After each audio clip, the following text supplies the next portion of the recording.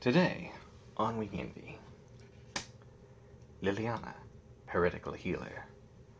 3 mana for 2/3 lifelink, that's 1 colorless mana and 2 black mana. This human cleric has, well, we are going to see even more amazing things once she actually flips, but her ability of having lifelink and 2/3 for 3, that's pretty good, but when another non-token creature you control dies, you exile Liliana, Heretical Healer, then return her to the battlefield transformed under her owner's control, and if you do, you get a 2/2 black zombie creature token.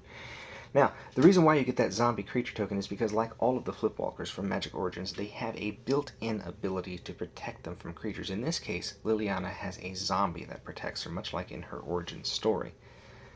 Of course, getting her to flip means you need different effects to sacrifice. You could play things like Accursed Centaur from Onslaught, or Kildoran Dead, first from Ice Age, then later reprinted. You could even play Karsi High Priest from Fate Reforged. Just anything where you could sacrifice one of your creatures to put them into your graveyard.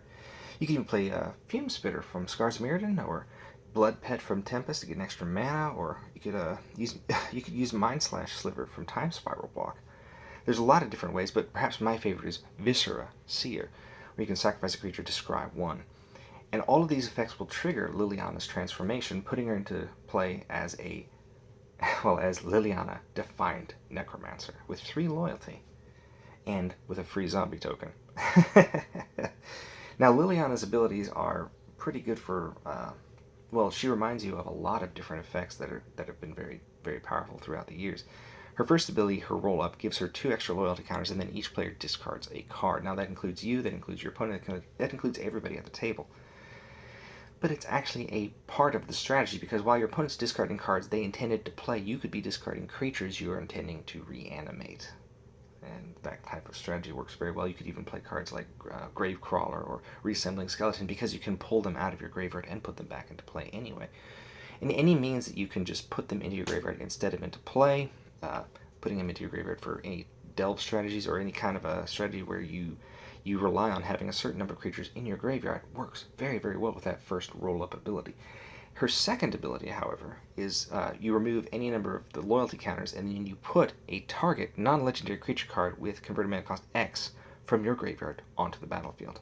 Now, that effect means that if you build up her ability, you could eventually have enough mana or enough loyalty counters to reanimate any number of creatures, Grizzlebrand, or if you wanted to, you could even zero her out to put a Memnite into play, or just -0 counters to put a 0-cost creature, Ornithopter or Phyrexian Walker. Those cards are very, very good. I'm surprised more people don't play them. But that effect of being able to put out more creatures to protect her is really good, but it really synergizes with that first ability. But it's that last ability, oh my gosh, that last ability that becomes extremely powerful. If you can remove 8 loyalty counters, you get an emblem with, whenever a creature dies, return it to the battlefield under your control at the beginning of the next end step. That's not just your creatures, it's when any creature dies. That includes your opponent's creatures. That includes your creatures, your opponent's creatures. If you're playing Viscera Seer, you could sacrifice it to itself, knowing full well it's going to return to play under your control at the end of the turn, whether it's your turn or your opponent's turn. And you got to scry to find your combo. And where this becomes very apparent is with Chain Veil, because you can force each player to discard a card even if they have no cards in hand. But if you have Chain Veil in play, in 2 turns you'll be able to activate that emblem. First you roll her up, putting 2 counters, she goes to 5. Then you activate the Chain Veil, she goes to 7. On the next turn you use her ability +2 to force everybody to discard cards, she goes to 9 loyalty. Then you activate the Chain Veil again, -8, you get the emblem. And that means in most situations you can build around that sacrifice strategy, discard strategy, reanimation strategy, and eventually you're just going to win, because she's in a color where you can search for any card at all and put it into play, or put it into your hand, basically you put your strategies directly. I'm getting a little bit flustered because I keep thinking of all the things you can do with that type of a deck. She's just an amazing planeswalker.